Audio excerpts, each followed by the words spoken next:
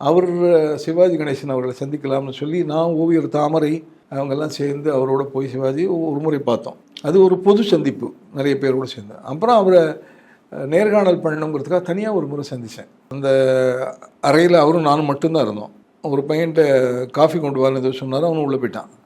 இது மேலே எழுந்து போய் தூரத்தில் இருக்கிற ஒரு பொத்தானை போட்டு வந்து உட்காந்தார். அவர் அந்த பொத்தானை போட்டோடனே என் தலைக்கு மேலே இருந்த விசிறி சுற்ற ஆரம்பிச்சிது.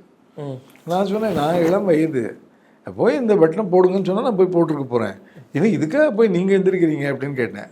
அவனும் நீங்கள் எங்களுடைய விருந்தாளி, உங்களை உபசரிக்க வேண்டியது என்னுடைய கடமை அப்படின்னாரு. அப்புறம் அவரை வந்து தயார்படுத்தணுமில்ல நேர்காணலுக்குன்னு நான் சொன்னேன்.